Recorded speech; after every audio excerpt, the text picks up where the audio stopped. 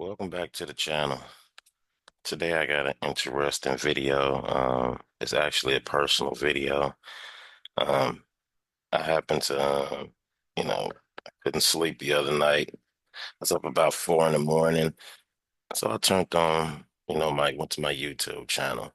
I got several YouTube channels that I use for certain reasons. If, I don't want rap music, hip hop music, street stuff on this profile. I go to my other profile, but I went to my main profile last night.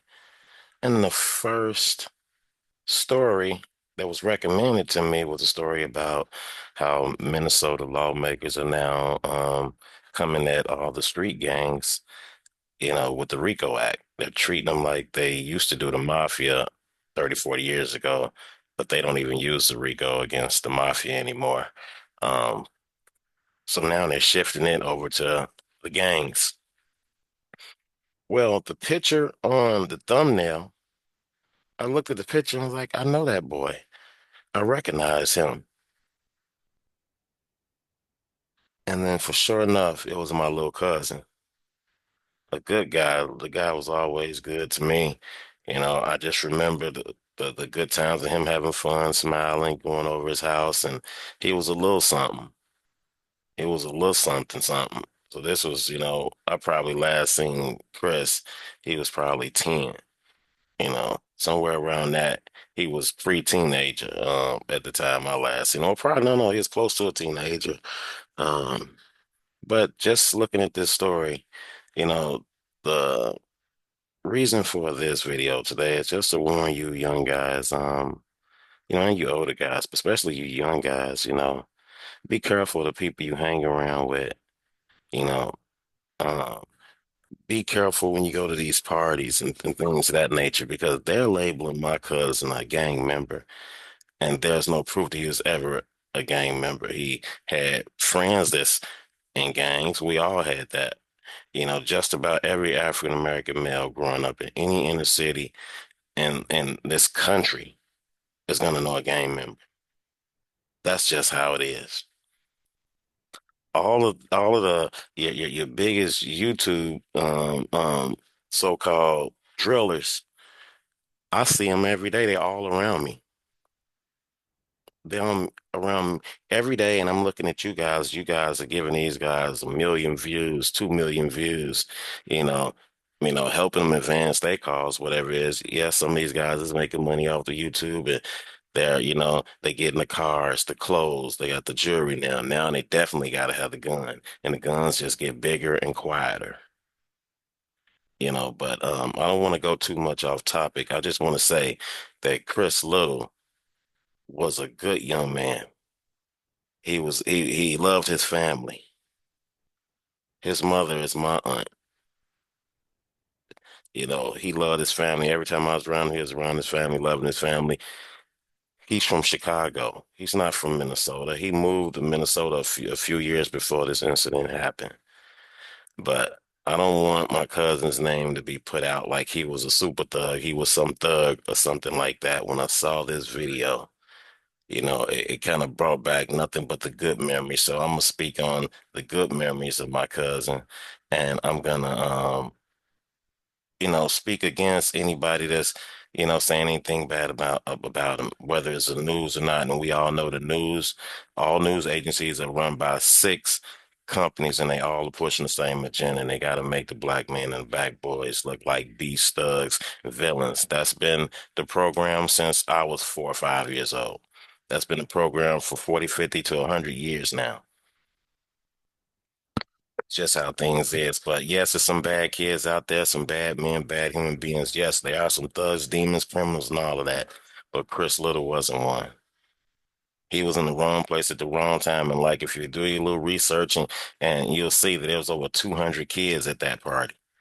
So it's gonna be a lot of people from the same schools, different schools going to this party. And they all hanging out. So he just around some people that, he knew from his neighborhood. Me personally, I never heard of the highs or the lows. The two gangs they're gonna mention here in the video. If anybody know about the highs or the lows in Minnesota and how it was started, drop something in the comments. Let me know. I know about the Bloods. I know about them very well. It's as early as the early 90s, and that's another story to tell. But I never heard of the highs and lows, and I don't know what that was about or where the names come from, but apparently it's a respected gang out there in Minnesota. At the end of the day, I'm not going to disrespect these guys based on what their names are. It was just a strange name. I thought maybe that the news reporter's just making up a name, but then doing a little research, I see it's the actual name. So with that being said, we just got to pick the people we're around, the places that we go. Youngsters, y'all got to pick it a lot better. Sometimes you ain't got to be around a lot of people, especially at a young age. I know it seems good because you see your older cousins, you see your uncles, you see the neighborhood guys. They always going to the club. They looking good. They older though. Wait till you're a little old enough to go to a better establishment, not necessary a club where all of the BS is going to be jumping out. But let me get into this story here a bit, and then I'm gonna speak a little bit more. I'm gonna stop this video the next time at the picture of my cousin. When they show his picture in this story, and that's what prompted the whole video. But I just want to send a warning out to you youngsters, and I want to say rest in peace to Chris because he was an upstanding guy. He was one of those guys that I knew was going to do well in life. He was one of those guys, no inkling of tendencies of a guy that's out here trying to hurt people or do wrong. He wasn't that type of guy. He helped out around the house. He did all the good things, did well in school. But let's go into this and you can see what I saw. Subscribe to the channel. That's Shalom ENT and drop something in the comments or start a discussion on this. Let me know something I need to know. Maybe something I'm missing. I wasn't there. I haven't been around his family in years. But before when he was here in Chicago, I was around him, and I've never been to Minnesota to check him out. But I just don't think that he's a gang member or ever was a gang member.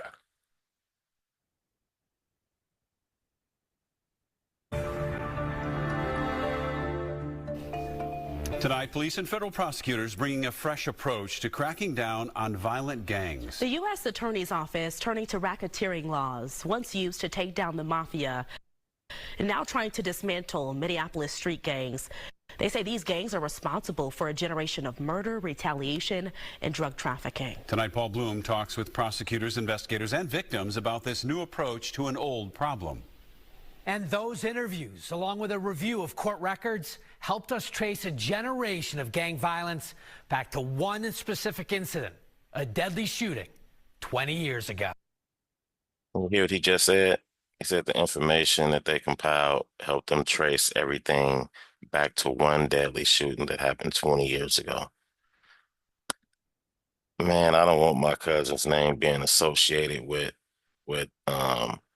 the start of the RICO law on blacks in Minnesota because of the incident that happened out there, you know. But if you guys, anybody got some proof out there that he was a documented gang member, send it to me, show it to me. But until I see proof, and that's gonna be on roll, and that's gonna be on the books, that's gonna be on, some pictures with some identifying tattoos and or him, doing the signs or whatever and verified pictures, which there is none that I've seen, none that anybody's been able to show me. But that was crazy when he's basically saying the whole RICO started off the case of Chris from 20 years ago, from 2004. What do you remember about that case? All we knew was some kind of house party that kind of went wild. Veteran homicide investigators Charlie Adams and Richard Zimmerman responded to the scene at 12th and Knox in Minneapolis, May 2004. As I recall, it was some groups from another gang that showed up at the party. And of course, then they had their interaction, and that's what sparked it. Charging documents at the time detail a toxic mix of gang members at the large house party when gunfire erupted, creating chaos throughout the neighborhood. 10 seconds later, somebody put out a gun and started shooting. 18-year-old gang member Christopher Little. See, that's the part I don't like. I love you, cuz. Is they describing him as 18-year-old gang member. No, he's 18-year-old Christopher. Y'all need to get that right, news crews. Stop always just because of what you guys think, because you like to sensationalize these stories anyway. And then once you press and you catch these jokers up on charges over the next 20 years, now you get somebody to say he's a gang member, but you don't have nothing on document to prove he was, but somebody that you caught up on the charge just telling on everybody. Then we need to find out what happened back then. Oh yeah, well such and such was this, that, and the third. No, we need to look at the source. Where's your source that gave this information that he's a gang member? Provide the source. And let's see where his affidavit is stating all of this, where he said the person saying this on the oath. Love you, cuz we ain't gonna let him disparage your name like that. Was killed, igniting a gang war now decades long. Christopher Little was killed, igniting a gang war now decades long. The highs and they're implying that the killing of my cousin incited a 20-year gang war. And then they were trying to also say that he was a leader, a boss. Man, that's not the Chris I know. We're gonna continue on. and the lows, often separated by just a single street, West Broadway in North Minneapolis. A battle over the same territory. He's got 9 lives, man, Involving some of these same faces. Ashimiyu Olawale? Now under federal indictment. He's been around. He's been a target at least 3 or 4 times on some of our cases where people end up dying. All it takes is an attitude, anger, and access to a weapon. And before you know it, it's on. It's basically right. With one shot that can reverberate back and forth forever. For years, community leaders look for peace after a night of partying ends with bullets flying. we have witnessed the resulting violence. We need to send a call out to our community. And we want you to stop this madness of spilling each other's blood.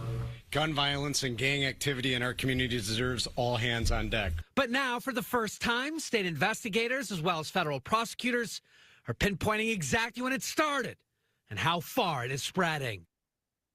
Now, I'm wondering, how did you get the information to pinpoint? Where is this information coming? Maybe a bunch of interviews, like I said, a lot of different street people, and eventually, like I said, these guys get caught up and they trade information.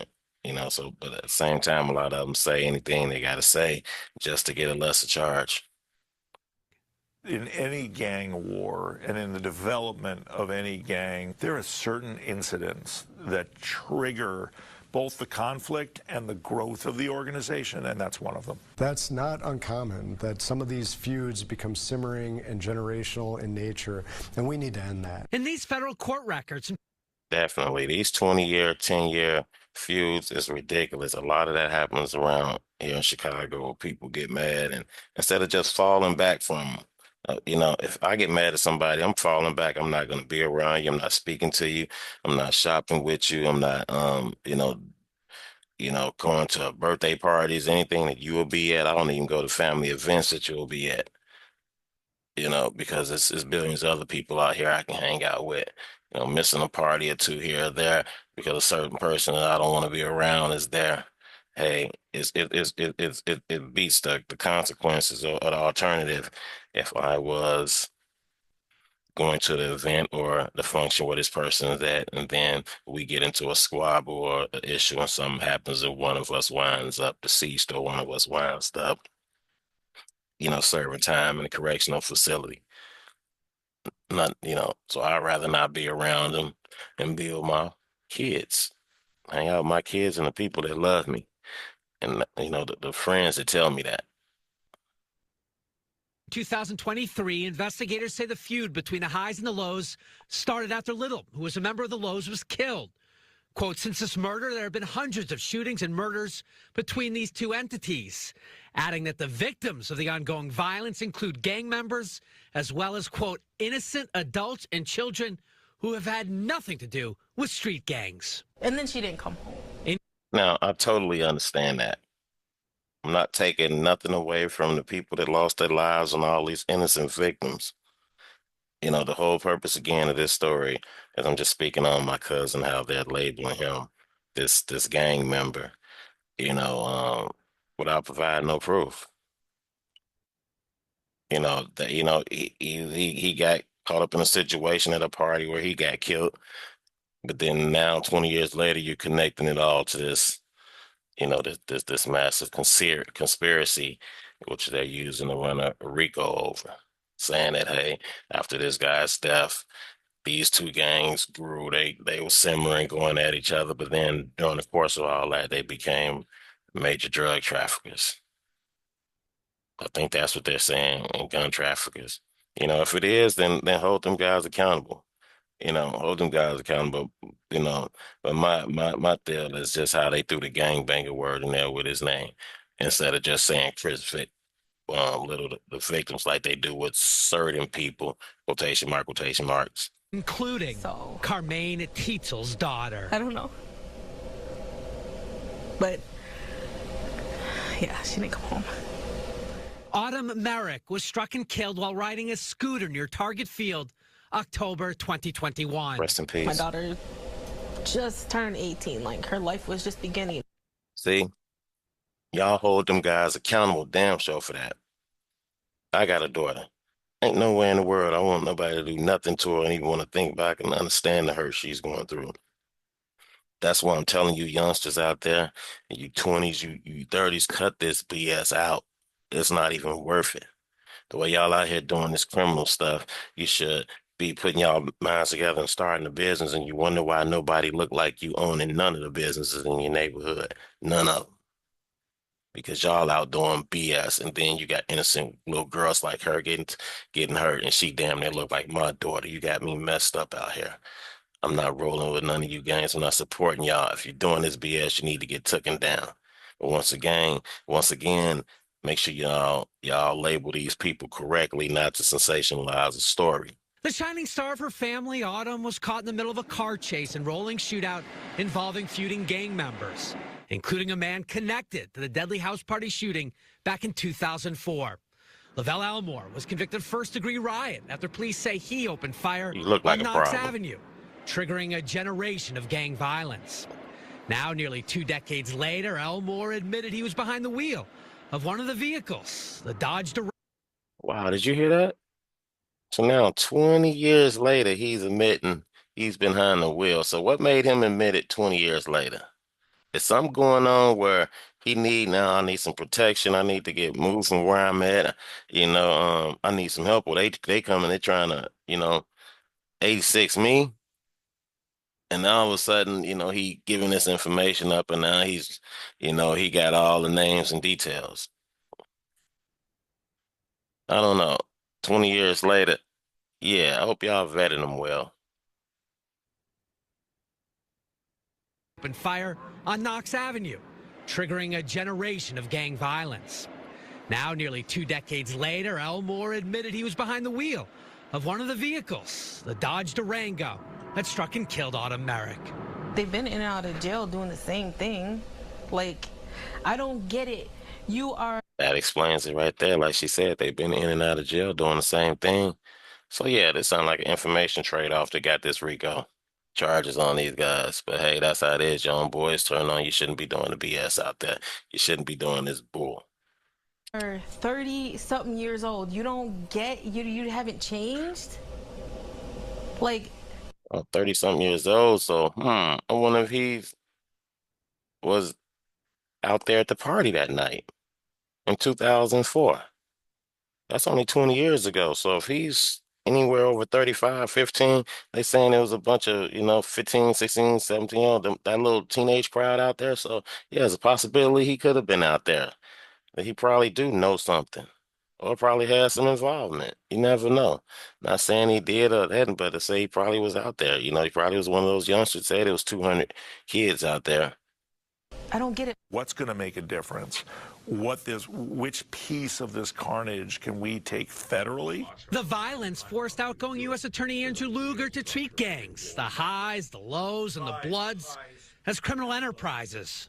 The charges we announced today against the Lows allege a pattern of unthinkable and reprehensible violence. Charging dozens of alleged members with federal racketeering, also known as the RICO law, used to dismantle the mafia. So if 4 people are involved. So you hear they say they're charging dozens. They charging every member that they can get verified. And you know that they going to other members, having all those members write down every member's name, and they all going back to everybody's sheets. So they probably had a big whiteboard up somewhere, and you got dozens. Okay, dozens. So what did I say? You got, let's go ahead and throw a round number like 50 out there. You got your 4 dozen people. So they got all these sheets and all these names, and they just seeing which names are on all 50 sheets. Whoever saying the same names, them the main ones. Them the main ones they come. I can see that's how they got them. I can see that's how they get the information. Because with dozens, I mean they coming to wipe the whole gang out. I mean, the only lows you can probably hear from or highs you're gonna hear from are gonna be so young. They taking out anybody with some age on them. Anybody. In 3 murders, and they do it on behalf of the gang, that's the basis for a RICO, and that's what we've done over and over and over again. Same stuff y'all talking about in that drill music. And you hear what he just said? 4 y'all in the car, and y'all going to avenge somebody did something to JJ or Boo Boo, who the hell y'all call these dudes, and y'all go ride out. We finna slide. Boom, boom, boom, boom. Y'all pop and hit an innocent or hit somebody. Now y'all going, and your whole crew, everybody that was at the house, that was at the trap spot, that was just chilling on the block. Hey, if they run around with y'all and done stuff with y'all, and they part of the game, yeah, then they did it for you too. That's what he's saying. Y'all better peep what these people are saying. That mean that way they can get more of you. They can get more of you. Man, come on. Do you think that these presidents and these governors are letting these, a lot of these people that they've been pardoning lately, they've been pardoning people with major drug crimes, major crimes. Yeah, these guys have probably did 20, 30 years of a life sentence. They done pardon them, but they pardoned some that even did less. But they had they making room for you fools. And let's not forget, remember when the whole PPP situation kicked off and they were starting to arrest people for making the fraud. During this period, they were building brand new federal prisons down in Georgia and Florida. They had a big one they was doing in Georgia that was supposed to have been open like a couple years ago. And it was supposed to hold twice the size as some other ones because one of them guys was on the video saying that was going to be a spot that they was going to put a lot of the people because they already knew that them people was lying on that money. So for the ones that's gonna get there, whatever they was gonna be sending them there until they run out their sentences. A lot of the people, there's gonna be a lot of people that's gonna have not a lot of time. They gonna get these 20 guys, the $20,000 guys a couple years. If they even get that a year or 2 years, I don't know. I don't see them getting bigger than that unless they got, a bad background. But a lot of the people that did these loans are first timers. Or they did something real minor, or something that's not too serious to where, okay, points add up, you get a year or 6 months. They sending them there. When that run out, they're gonna have room for the rest of you guys to flip y'all right in there because now that the PPP done served their time over the next 10 years, like Biden extended it and Trump's gonna extend it longer than that, they're making room. Yeah. An organization of violence that started with a shootout 20 years ago. there was something that night, that mixture of people, is that just kind of an ignition point? No, that's exactly right. And there are really two types of trigger points for these. Like you said, a major gang leader is killed, there's retaliation, a war. A major gang leader. So you got a federal prosecutor, Colin, a major gang leader? It's not making sense. Builds over that. The other is just the circumstances. Who was there, how they reacted, and what they chose to do after that. With the U.S. Attorney's Office in transition as a new administration is set to arrive in Washington, Andy Lugar is confident that these RICO cases will continue in federal court. So far, his team has charged nearly 100 alleged gang members. Paul Bloom, Fox 9. Wow. Wow. That's crazy right there, y'all. Well, like I said, I just want to shout this quick video out due to the fact, when I saw they named Cuzzo saying he's a major gang leader. It said, he was a gang member and all that. I was like, whoa, that's not the Chris we knew. That's not the Chris his family knew. It's not the Chris his friends knew. They went to school with him. There's not no one from his school is, said he's a gang member or his peer group outside of that group. So, I don't know. It's just shocking me the way they're just making sure they throw the gang member part in there. So they can get the public to see that before, the jury is picked for that trial. Oh, this is the one resorting in to Chris Little. This is the one with the highs and lows. This is the one with the 20-year gap to get everybody for the RICO. So, their subconscious gonna already be prepared because they're gonna remember the word gang member, Chris Little. That's the part. Instead of just saying Chris Little, the death of Chris Little. Because when I see all the deaths going on up here in Chicago, when they're writing a story about these people being killed, I don't be seeing them putting gang member in front of these shootings and stuff that's going on. Gang member carjacks car or, gang member robs a store. You know what I'm saying? It's just, that part, so hey, subscribe to the channel, Shalom ENT. I'm back to doing my commentaries, my reactions to different things out here.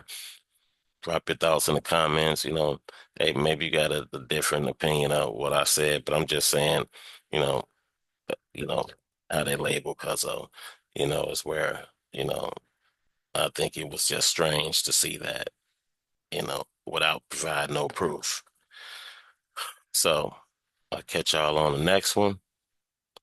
Till then, subscribe to the channel and let's chop it up in the comments. To the next one.